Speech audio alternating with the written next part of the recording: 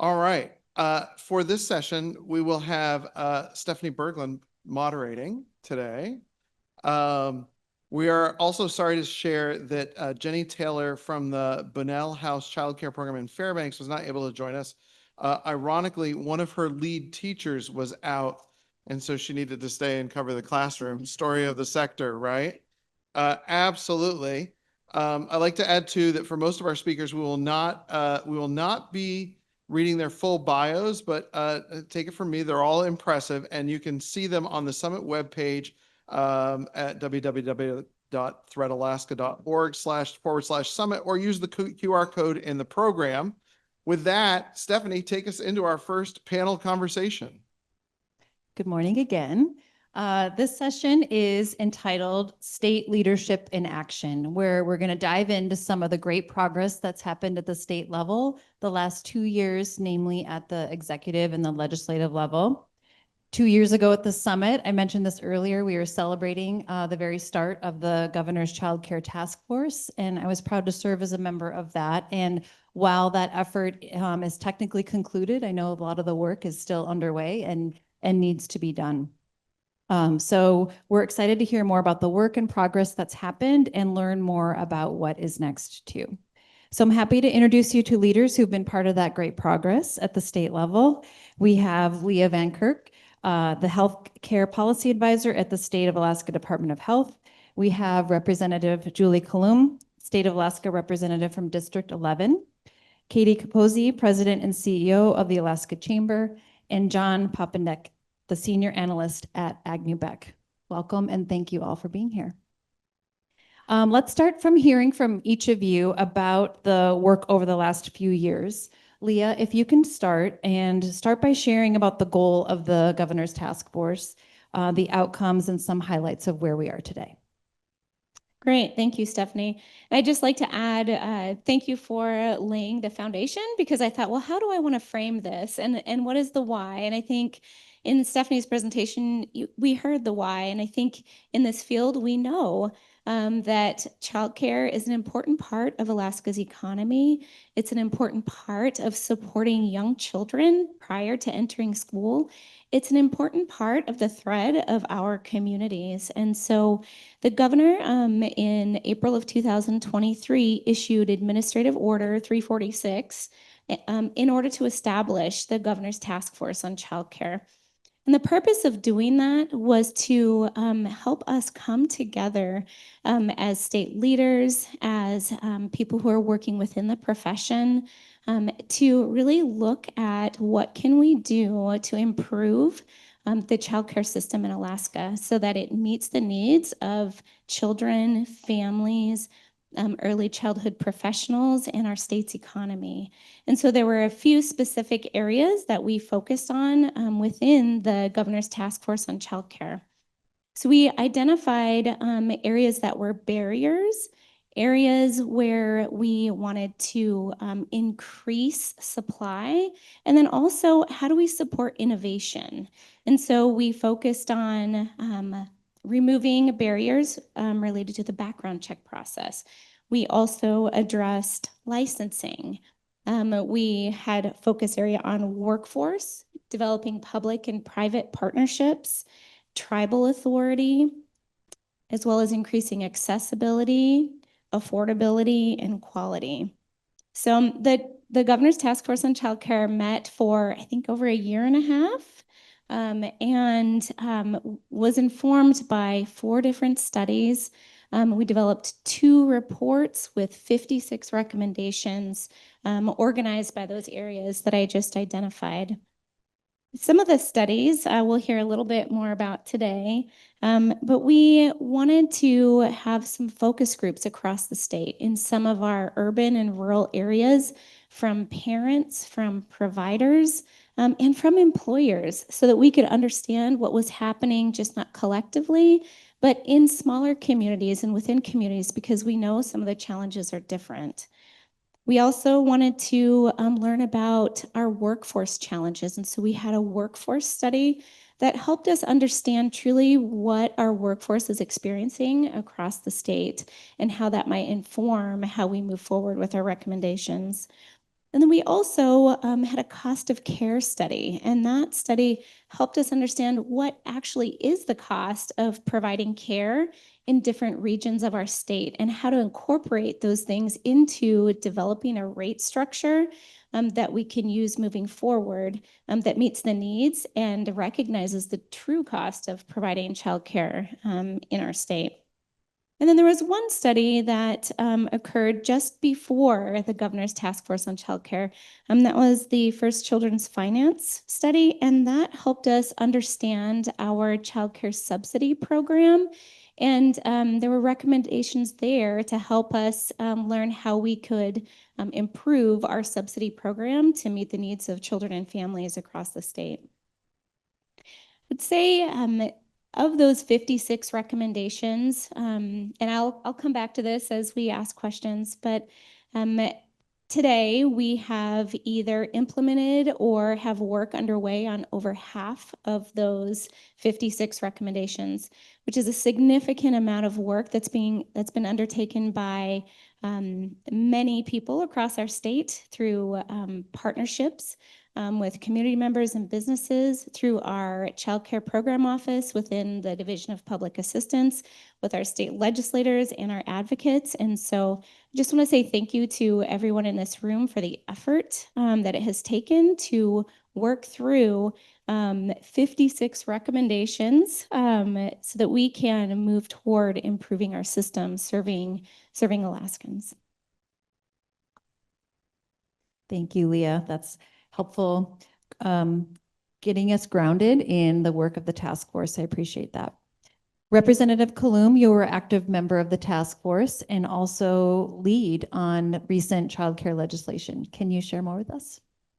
Yeah, sure. So just if you're not aware of my background, I've lived in Alaska for 40 years. Raised my 4 children here. One of them is an adopted foster son with some special needs. And so I have my own story with childcare. I have been a stay-at-home mom because that just wasn't available or affordable to put the kids in childcare. And I've also had children in my own home. And so I've been the provider, I've been the parent, and now I'm the legislator trying to be a partner in the solutions that Thread is proposing. And so in 2023, I was a brand new legislator, and this child care legislation came forward for me to go through. And I guess I didn't realize the heavy lift that would be. A little naive, I suppose. It is the first time that the legislature has actually passed child care legislation. And so that year, it was HB 89. It got through the House, it went through the Senate, and it kind of caught up in some legal challenges after it passed. And so that's why you see this year that we kind of passed the same bill in 95 and 96. It's basically what happened the year before, but because of the court challenges on the bigger bill that the child care legislation was in, the legislature, we all came together and made sure that we kept that in place. It was really important for me to see the dynamics, and I'm not sure, I suspect a lot of you understand this, but when I was putting that legislation through, the issues were many, but one of the biggest issues within the legislature was a generational divide. So when I had my kids small, they were in the 90s and early 2000s, there was always a stay-at-home mom around, and sometimes it was me, and the kids would come after school, and so the community shared the responsibility because there were parents that were at home. We were in the Army for many years, and the Army family kind of came around. And so when I would talk to older legislators, men and women, they would just say, well, there's a parent at home, then that's how we did it, and that's what needs to happen. And so it took some time for me to educate people about what's happening with our families right now and what happened through COVID with childcare. and trying to get them to see things in a different light and how it's connected to the economy. And I want to thank the Alaska Chamber for sure on that, because that was a big support for those people who couldn't make that connection. And so I walked through that. A lot of getting that legislation through was just educating legislators of what the status is now, that the availability was low, the affordability was non-existent, and why we needed to actually intercept and step in as a state to assist. My passion has always been to try to get the private sector involved, because I come from the private sector, and I know what it is, a challenge for a business to take that commitment. So the tax credits were really important to me, because that's that three-legged stool. We got the parents, we have government, but the private sector wasn't really engaged. So I'm excited about the tax credits. And then the other part of it, the subsidies, was helpful to access, so people that made a little bit more income could still access it. The subsidies were raised. Now we have a tiering system to come off the subsidies. And so there was a lot of pieces to those two pieces of legislation that really strengthens childcare here. And I just want to thank Thread, because the Thread and the Chamber and all the different partners, probably a lot of you guys writing your legislator, that really made a difference, because I can't be a lone voice in the Capitol. We have to all work together to get the message through. And I'm just really proud of the partners and the legislature for actually making sure that legislation didn't pass once, but twice. Thank you. Thank you so much. We really appreciate you being a champion for those two bills. So great. Katie, let's turn to you. I mentioned earlier that you've stepped up as a leader and been involved in the childcare space. Can you talk a little bit about how this intersects with the business community and how you're involved? Sure, thank you. And thank you for the invitation to speak. It's really nice to be on stage with the folks that we were in the trenches with during the childcare task force, for sure. And nice to celebrate some of those small wins that we've had. My name is Kati Capozzi, and I proudly serve as the president and CEO of the Alaska Chamber of Commerce. For those of you who are unaware of what the Alaska Chamber is and what we do, we are the state's largest business advocacy organization. So we have members of all types and all sizes from every corner of the state. And so we work on every kind of issue you could imagine that impacts the business community, as long as it's sort of on a statewide level. We don't get ourselves in kind of localized issues, even though people try to pull us into those all the time. But we have a very large board of directors, almost 70, lots of areas of focus. And so, when childcare popped up for the Alaska Chamber, I started in this role in April of 2019. And I apologize for those of you who've heard this story before, but I know there's for sure new faces in here. Childcare is not something that the business community was talking about in 2019. It was not on my radar. It's nothing that my members were coming to me to talk to me about, or the board. And then COVID hit, of course. And, I started to hear some chirps about it, but just kind of mainly griping and complaining, like, we can't get our people to come back to work because there is no childcare. And that was kind of it. And then the U.S. Chamber Foundation, the U.S. Chamber of Commerce Foundation, reached out. And they had already started doing this report called Untapped Potential. And they'd already done it in a couple of states pre-COVID, and Alaska was just kind of next on their checklist, if you will. And it just happened to be in the middle of COVID. And they, fully fund this study, and they wanted to see how many Alaskans were sitting on the sidelines, not participating in the workforce because of lack of access to or affordability of childcare.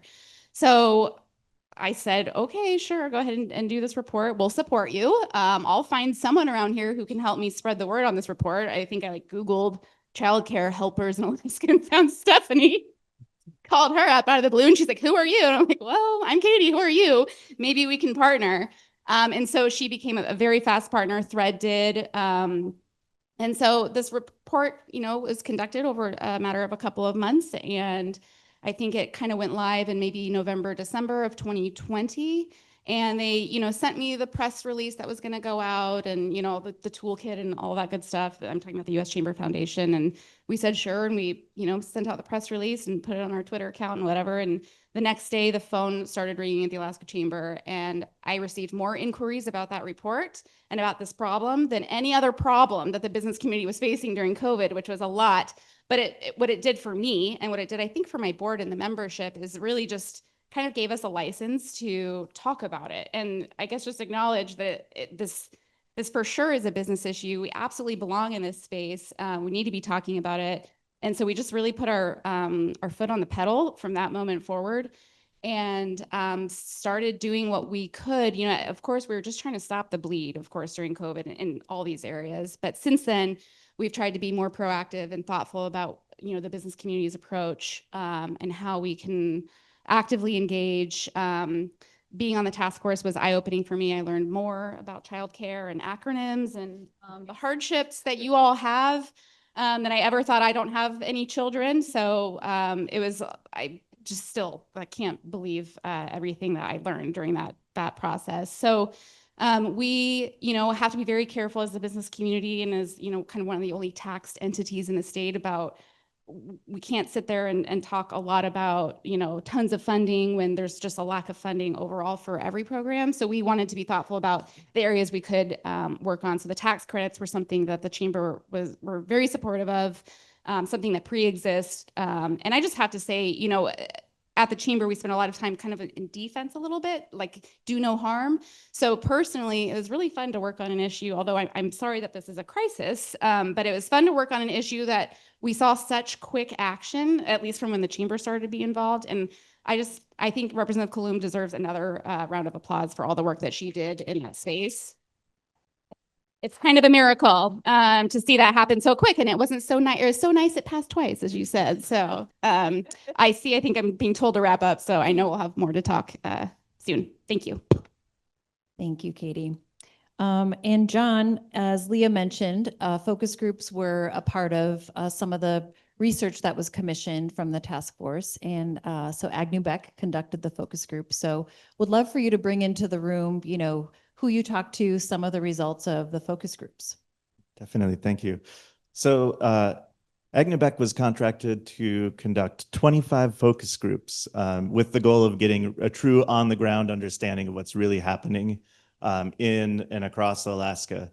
So we looked at access, affordability, workforce, licensing, and quality. Those were the areas that we spoke about.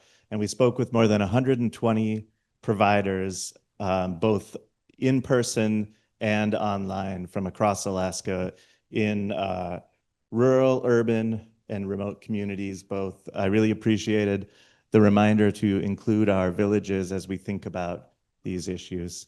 So we spoke with providers and early childhood educators, families and caregivers, and employers. And one of the biggest things that stood out to me, and this was kind of across all groups, we've heard it today several different ways, is that the language people used when they spoke about childcare was crisis language. And it is still crisis language that we're hearing as we're going out and speaking with folks, but now there's also a glimmer of hope. And I'm really positive or excited about that element, excited about what I've heard in the recommendations and then the actions on the recommendations as well. And then the other thing that we heard really commonly across all groups is that the money was the biggest issue. The economics around providing childcare, around accessing childcare were huge. Take a little bit of time and maybe draw a few specific notes about the different audiences that we spoke to. So when we talked with providers, as I said, the financial strain, the thin margins, providers were talking about barely breaking even, and the tuition that their families can afford to pay and the subsidies don't cover the cost of providing the food and the supplies and the staff required to do the work they're doing. We also heard about the workforce shortages and the turnover and the mental health stresses that we heard about Dr. Gilliam talk about, and that staff burnout is real, and that people are losing losing teachers. And again, this ties from what we are hearing, it ties back to the economic elements of wages are too low, and that the need for benefits, people are losing workforce to go to work at Walmart instead because they can make more money and get better benefits. And then the last piece we heard from providers, kind of big topic wise, was just that there were stresses around licensing and the administrative burdens, taking time away from time that they wanted to be spending with kids.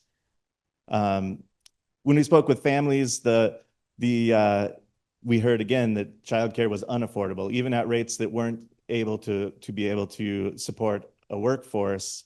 Families are having trouble paying, and that there were times where they spoke both about the amount of subsidies to help support, but also the need for those subsidies to taper down. They talked about a cliff and the dangers of falling off that cliff and losing that support. And access was also a huge part for families, I'm sure you all know this, huge long wait lists in a lot of our urban communities.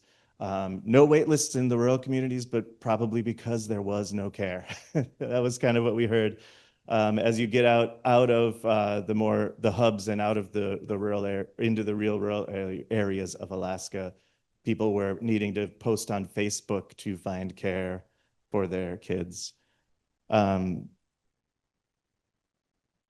going to jump ahead a little bit and talk with employers and businesses, because this was one of the more inspirational groups that we spoke with. There was a very strong desire that we heard for businesses to find ways to get involved and to help out. And they talked about the stresses caused by parents or people having to leave the workforce when they had a child. They talked about the stresses of childcare inconsistency resulting in people needing to miss shifts and those types of stresses. But there was an honest and true, consistently voiced desire to work and be a part of the solution, which I found to be really inspirational. And I did also want to just kind of double down and talk briefly about the villages that we were able to get out to. And just, as I said, there in most of those villages, there were no formal licensed care options at all. People were relying on family members. They were relying on Facebook. And the other piece that I thought was sort of meaningful that came up around villages in rural Alaska was just the realities of living in rural Alaska, the infrastructure, the costs, the lack of, or the troubles in getting people into the community, getting them out for the things that were required for licensure, like fingerprinting and background checks. And all of these sort of like basic fundamental elements are just, they were incredibly challenging and huge barriers for them. And one of the things that I was really excited to, just kind of wrapping up by thinking about how the recommendations of the task force and the progress we've made is in alignment with what we heard. I really did appreciate hearing and reading through the recommendations and seeing that they were really closely tied in a lot of cases.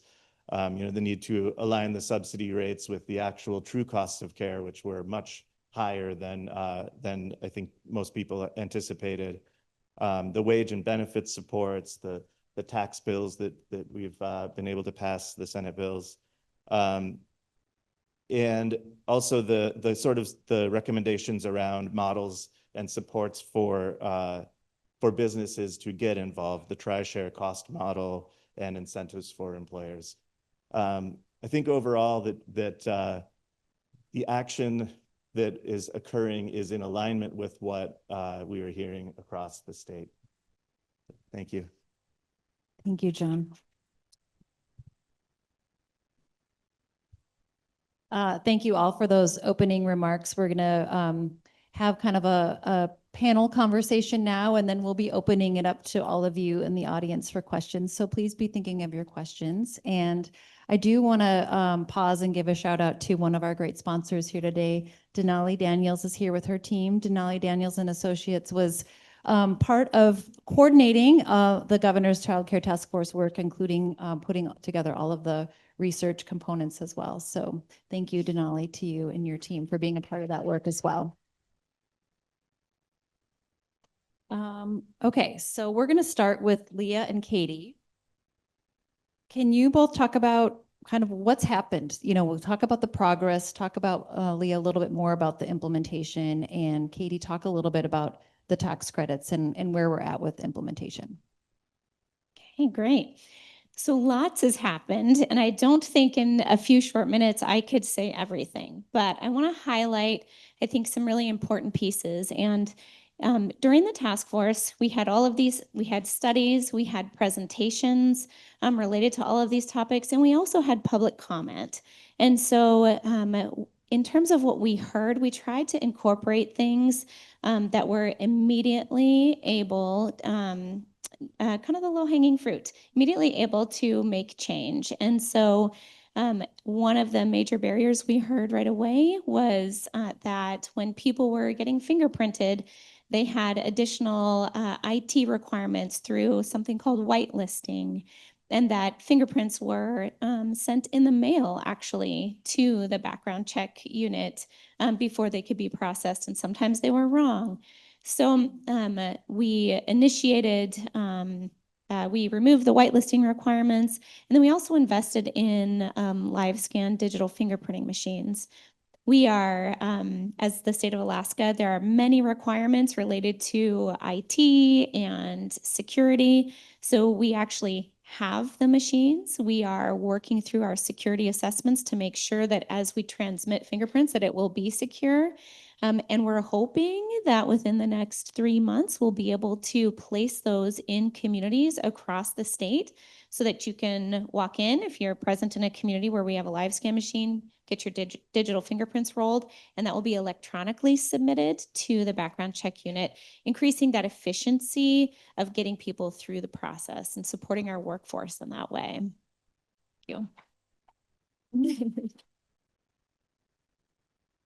Another area that we heard a lot about was about our licensing process, and that it's cumbersome and that it's challenging, that there's a lot of regulatory requirements.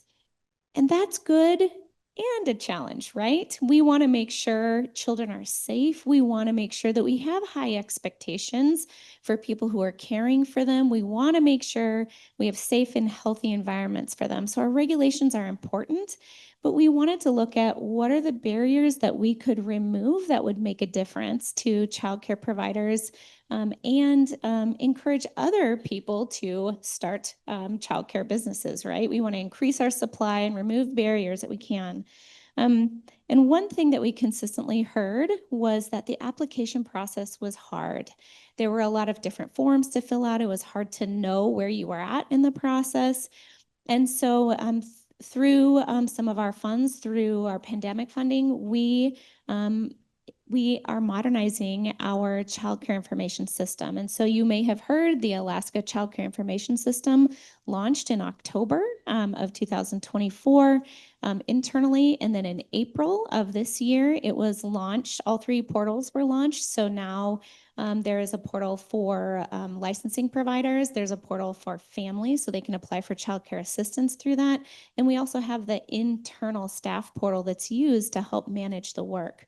This has significantly increased efficiency on licensing applications. It's provided some transparency to people who are moving through that process. And I want to highlight something that the Child Care Program Office shared with me yesterday, which was we have a childcare provider who applied for a license through the new system, and they received their license in 28 days.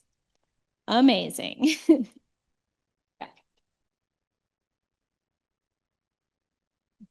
And I want to just highlight that's efficiency of the system and the hard work of the licensing office to ensure that they're reviewing all of those documents, that they're making contact on site and moving with that childcare provider through the process. There's lots more I could highlight, but I'm going to keep moving through because I want to talk about workforce a little bit.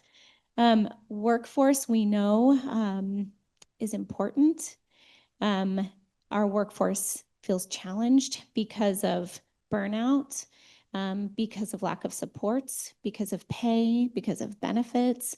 And so when we looked at how can we support our workforce, we're going to have some short-term goals and some long-term strides, right? And so one of the things we identified right away is that we need to continue supporting our retaining of outstanding teachers awards, so that there are those annual incentives. We increased funding through those, they're called Roots Awards, so that childcare providers, based on their different seed levels, would receive those annual supports.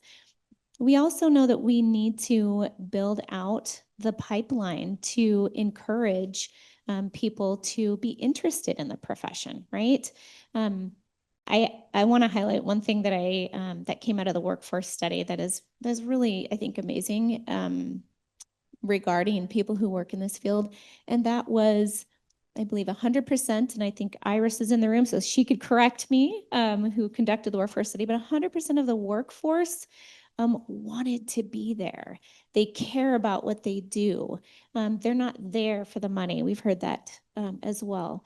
And so making sure that we build in incentives, support for our workforce is incredibly important. So we work with the university and have continued and increased funding to our universities so that they can build out scholarships for people who want to continue in the early childhood education profession, as well as apprenticeship programs. So engaging high schoolers and pulling them into early childhood education and helping them build out their career pathway. Sometimes if we don't have an educational pipeline, it doesn't support people continuing to grow and continuing to attain those educational components. We also focused on public-private partnerships. And Katie will talk more about tax credits, and she's talking about some of what those partnerships have looked like. But we also, as part of SB 95, thank you, Representative Coulombe, incorporated a position that helps support partnerships between the state of Alaska and businesses who are interested in developing an on-site or a near-site childcare facility. So we are actually in the process of hiring that position. Building out, actually not hiring yet, but building out the job description. Remember, state of Alaska, we have a process that we have to go through to develop the position and then get it posted. But we will have one position dedicated within the child care program office to support businesses in how they can build out child care near them for their employees.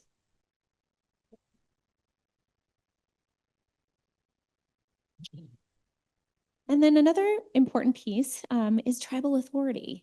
And in Alaska, tribes receive childcare development funds to support childcare within their tribal organizations. And one major barrier that we identified was that our regulations did not exempt tribes from our state requirements. And so we've actually introduced 2 regulatory packages since the Child Care Task Force. And we have removed that from regulations. So now tribes are exempt from state childcare licensing requirements, and they have the authority to license their own childcare facilities. And the state can recognize background checks that are conducted under the tribal oversight in those federal guidelines. So that is a big win for our tribal communities, and we appreciate THRED continuing that support to tribes as they begin working within that exempt licensure process.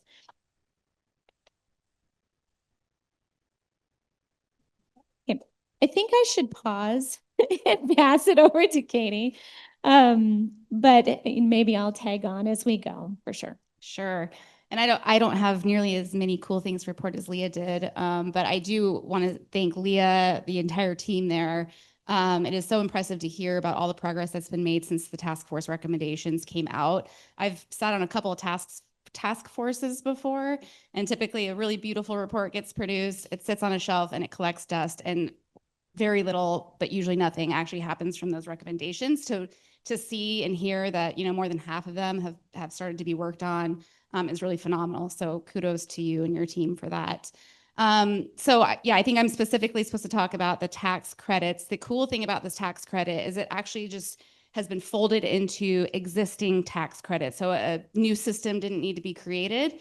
Just it gives the opportunity for those who pay corporate income taxes or fisheries landing taxes or mining licensing taxes and maybe a couple other few little tax areas, the opportunity to I'm going to phone a friend. Her name is Julie Coulombe here. They can provide subsidies essentially directly to their employee. That's how they can use part of that tax credit. They can provide money directly to a childcare facility. And then there's a third element, or is it just broken down a little bit more in terms of how that Well, it says cash and equipment. So, cash and equipment? so if a business were to like build a childcare center in their building, those costs would be Okay. available for the credit.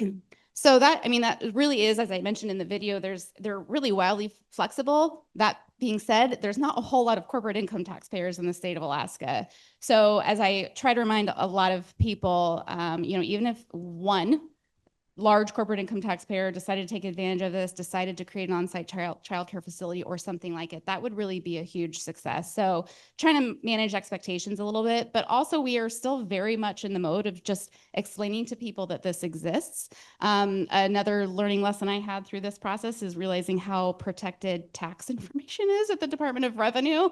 So even when I said, hey, I'm pretty sure I know who pays you corporate income taxes, but could you send me a list and then I'll send them this information? And the answer to that is no. So so we're just doing as much kind of public education as we can. And even if you're not a corporate income taxpayer, we want the business community to know that this is out there, to approach those that, you know, can benefit from this, how they can partner together. There are, I think, sheets on all of your tables.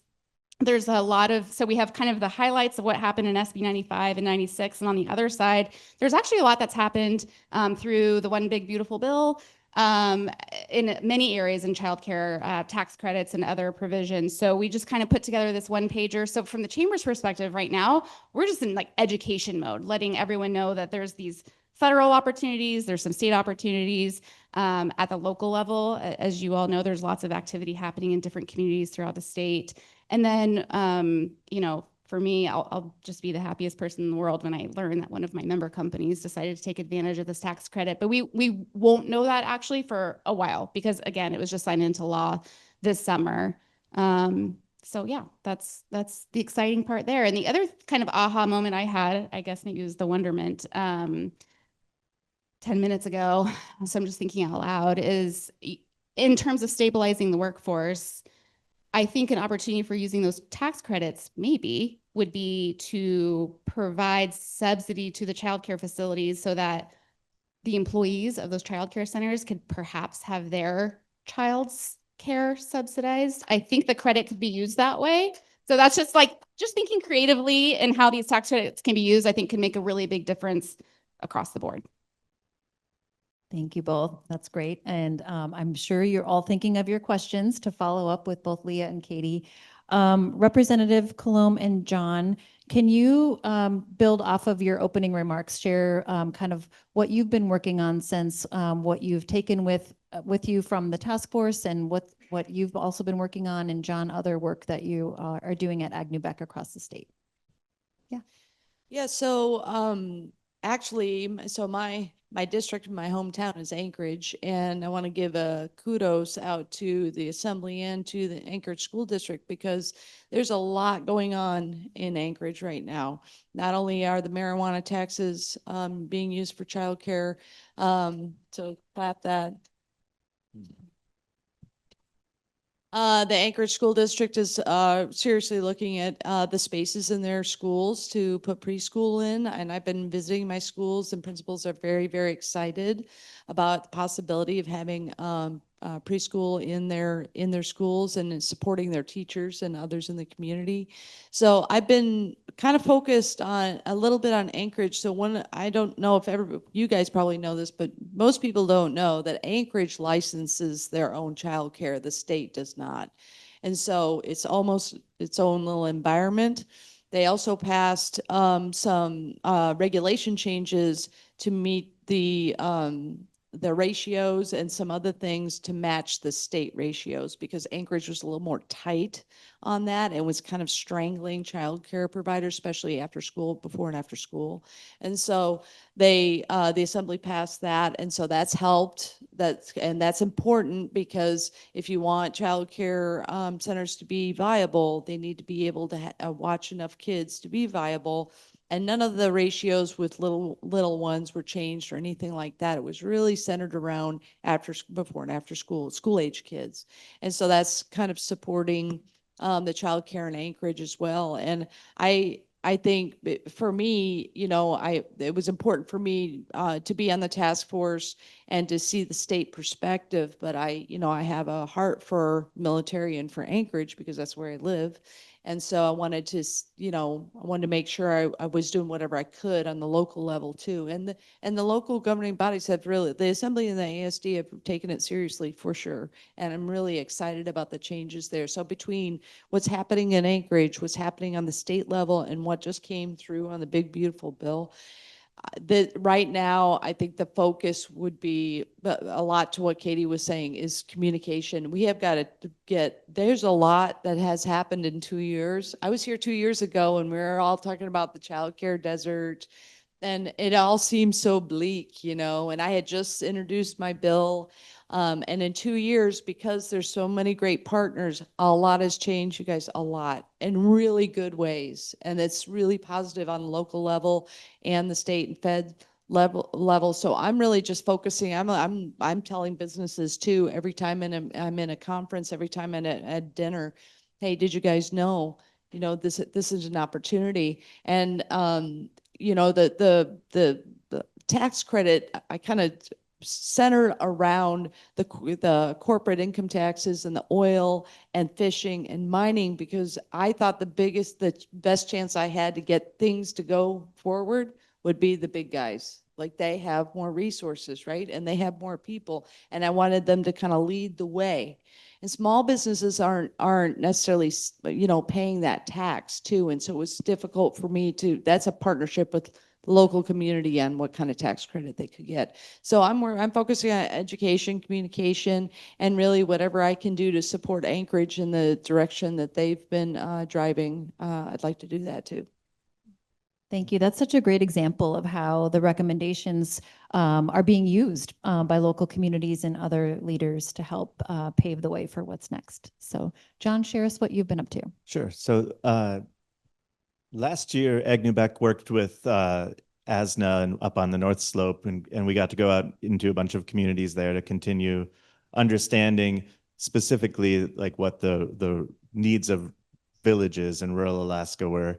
And again, like, still hearing that things were in crisis, but at the same time, again, like, I just want to double down and say it again, that there's starting to be hope. The things that people are recognizing and starting to see, the things that are in progress, and while they're not all in place yet and all actionable by our providers, they are beginning to come into place, and it's great to see. I also wanted to mention the innovation grants and how meaningful they are. We're doing work right now with the Seward Prevention Coalition, their HYPER program, and they have an innovation grant.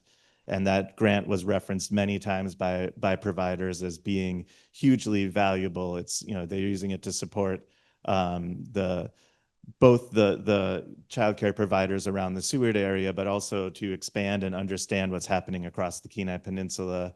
And also just wanted to flag one exciting thing, which is the South Peninsula Hospital in Homer just recently opened up a childcare center at their hospital. So, yeah. So things are changing, and it's been exciting to see the difference in 2 years, where people were worried before, and they were talking about the stresses and maybe needing to shut down. And now we're starting in the sessions that I've been holding, and as I've been talking to people, starting to see more people coming who are thinking about opening up a childcare facility. So the changes are impactful and are setting the pathway, I think, forward in a good direction. That's great. I have a question for all of you, but all of you don't have to answer, I guess. But what is a hope or a goal that you have now, post work of the task force, and now that these laws have passed, what is next for you in your work? I can start. For me, I'm still in the legislature, and so I'm working on making sure that childcare stays a bipartisan issue. I could not have done what I did without both sides coming together. The original passage of the bill, there was only maybe 4 no's on it. And when we passed 95 and 96, there were still some people that voted no, but it was fewer and fewer. And so I want to make sure that early childhood education, childcare, these issues about our kids and our economy, doesn't matter if you're Republican or Democrat or an independent, like we all care about kids. And so just making sure those bridges stay strong for what's coming in the future. I meant to give a shout out to the governor, because the governor signed all those bills. He put subsidies, he increased subsidies that 95 increased with 5.5 million plus the child care grants. And so we can't do anything if it doesn't go through the governor's office. And so keeping those bridges there for whatever's coming our way and all the challenges that the child care industry still has is what I'm going to be focusing on this year for sure.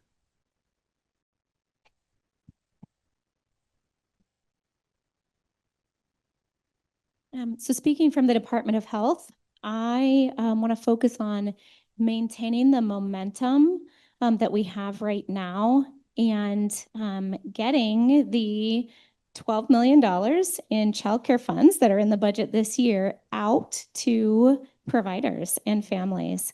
As Representative Coulombe mentioned, there was approximately $6 million related to the passing of SB 95. That's the cost of implementing the increased eligibility, the staffing to work with businesses, including tiered reimbursement for quality levels of childcare facilities when they've reached those levels.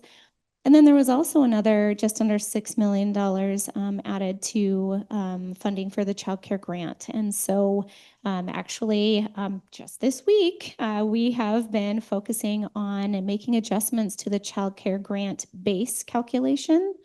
And we'll be implementing phase 1 of that in November. And so child care providers may see those increases in their child care grant as early as December.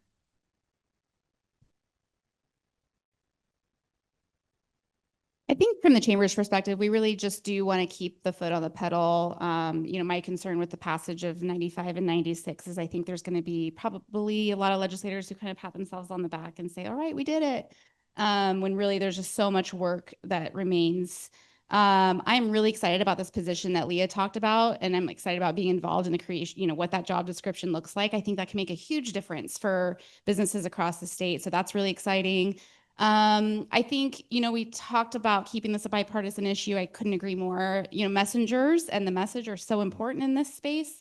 There's a reason that Scruffy Joey Crum was in that video. I've been in meetings with him where I'm sitting there talking to whoever about the need for childcare and affordability and accessibility, and like they just nod my head, and then Joey pipes up, and suddenly they straighten up and they pay a little more attention. That obviously depends office to office and the person that you're speaking to, but one of the things I've learned through the group that Stephanie and Rachel and I have been able to be so blessed to be a part of, which is the Early Childhood Business Advisory Council that the U.S. Chamber Foundation supports. They bring us together a couple times a year. They have incredible resources for us, but we do talk a lot about messages and the messenger. And while the temptation is there to talk about, having quality early childhood education so that there's less recidivism, or, less people going to jail and more of this in 15 or 18 or 25 years, when we're talking about the change for right now, we need to be talking about right now. So is it preventing people from going to work?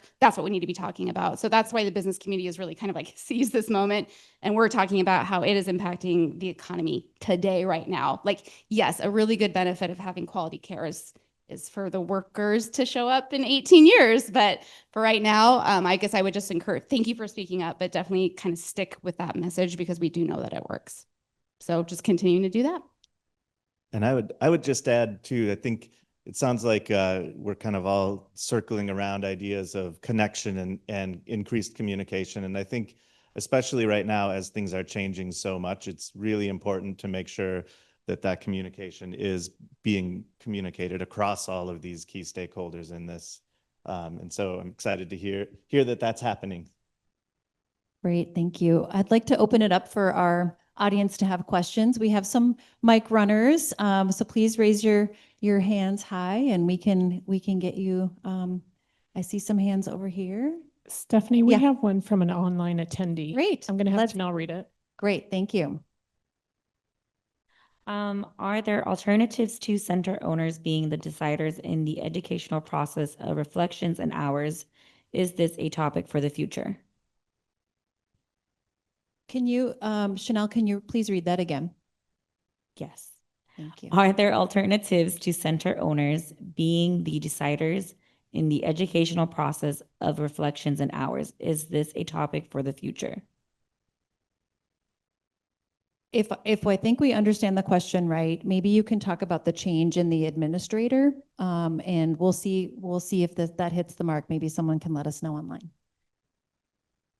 Great, thank you. So one of our regulatory packages that was effective, I believe, in October of 2024, increased the number of pathways, or maybe the number of educational qualifications that meet the criteria to qualify somebody as an administrator. So we expanded that to, for instance, if you have a degree in elementary education, then you would meet the criteria to be an administrator of a licensed program.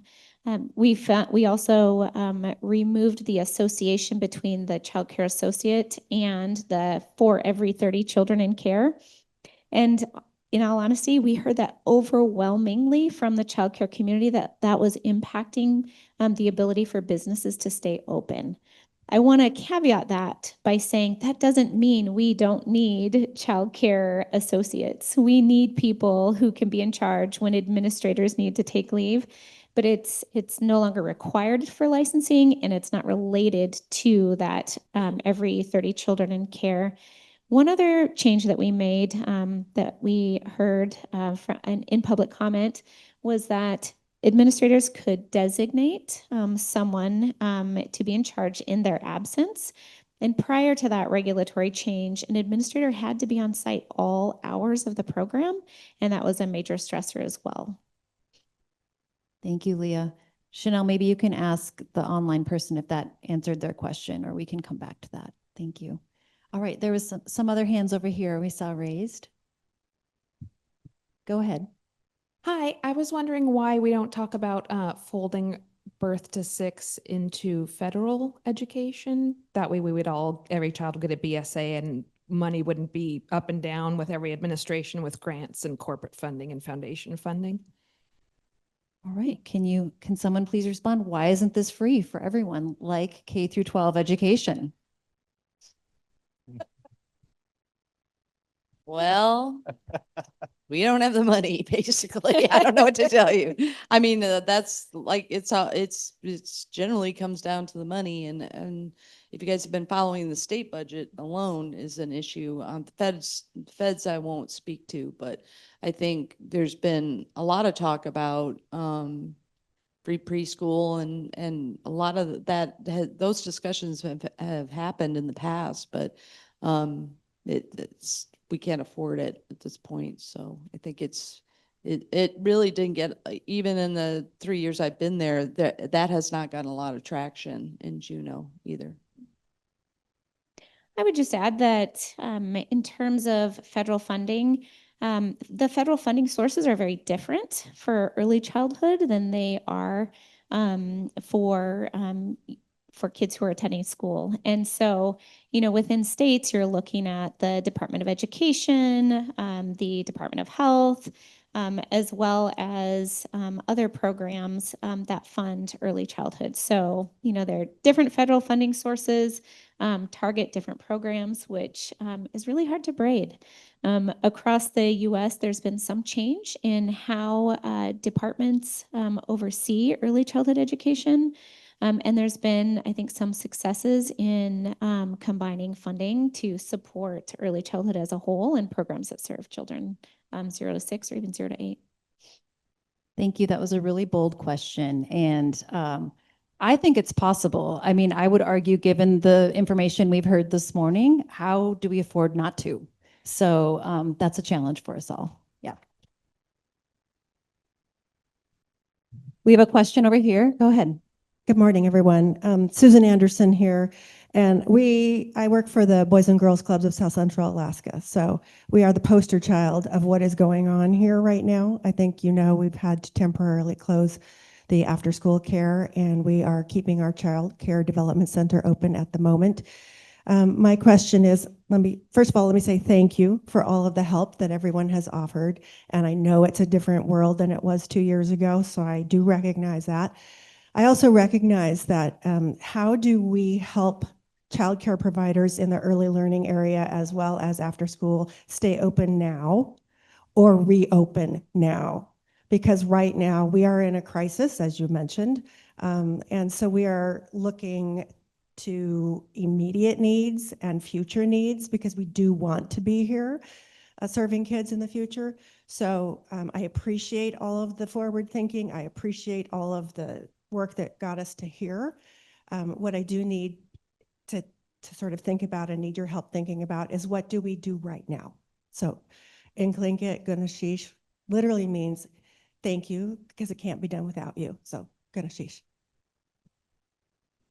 Well, I think that was the intention of the child care grants, is giving grants to child care centers so they can stay open. Now, maybe it's not being effective, but we have given a lot of money the last couple of years to help child care centers either reopen or to stay open. So I was aware of the Boys and Girls Club closure. I'm not really sure what the circumstances of the finances of that is, and whether they're receiving child care grants from the state or from Thread, or is going through Thread. So that was my intention, was the child care grants would do that for the now, for the short term. We'll just add on to that. So absolutely, the child care grants, which we'll start distribution of that as early as December for November attendance. The other piece is that we are in the process of a third regulatory package, which increases rates for child care subsidies. And so that you will see opportunities for public comment in the coming months, but that addresses the increased eligibility, that addresses the child care rate schedule, and that includes a cap on the 7% copay. So those are some immediate things that we are in the process of doing. Hopefully that answers your question. Thank you, Susan, for your question. I know there's lots of work underway, like we've highlighted, but with the government shutdown and several other immediate, circumstances, that there are programs who are still in immediate crisis and need support now. So I know we can put our heads together to try to immediately support them as well. Go ahead, right here in the middle. Hi. So first want to say thank you as an administrator of a licensed childcare program in Anchorage serving 190 children. Without the work that you have been doing, I'm not sure we would be open anymore. So thank you. And my question is, I've heard the number 15% is what people are paying of their income, and that tracks with what I know and with what we charge. And I'm wondering if any of you, and this is a difficult question, if any of you have in mind a target goal, no matter where the money is coming from, of what is an affordable percentage for people to pay for childcare. Thank you. John, did that come up at all in the focus groups when you talk to families about affordability? It really didn't. A lot of it ends up coming down also to Yeah, I think the biggest thing that came up was around this was that drop-off point. And as income levels changed, like kind of the responses changed as well, and probably a little bit about that. So We have, Laura, spoiler alert, one of our sessions after lunch is going to talk about that a little bit. So if you can hold your question, I know we're going to come back to that. Yes, back to online. So there's two questions online. The first one is, why do non-licensed programs gain access to childcare assistance when the money is already tight? Shouldn't they be asked to become licensed as well? I think that's for you, Leah. I think the question was, The question was, why do non-licensed programs gain access to childcare assistance when the money is already tight? Shouldn't they be asked to become licensed as well? So non-licensed programs would be referring to programs that are exempt from licensing. And so there's a variety of types of programs that are exempt from licensing. For instance, now tribes are exempt. Also, military childcare facilities are exempt from licensing, as well as approved providers. So for instance, a relative who goes through the background check process and passes those health and safety requirements is considered exempt, and they are non-licensed. We also have an in-home provider type, which means a person can hire someone to come into their home to provide care for their children. And so the reason why childcare assistance is available to different types of providers is because it allows parents choice. Parents sometimes want to choose for a relative to care for their child or to bring a provider into their home because they work alternative hours. And we want to make sure that our childcare subsidies are available for parents to use in the best way that meets their family's needs.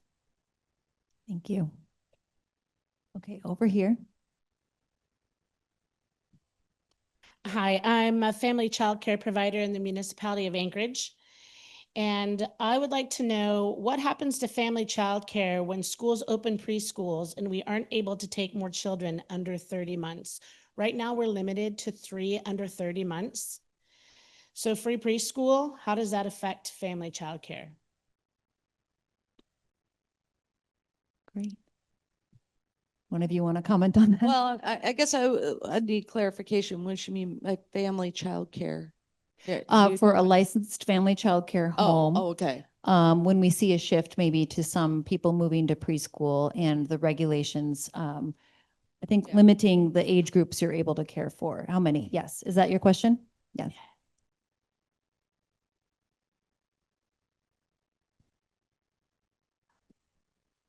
Yeah. So she's saying they can be licensed for 8. She's licensed for 8 and can have 3 under 2.5.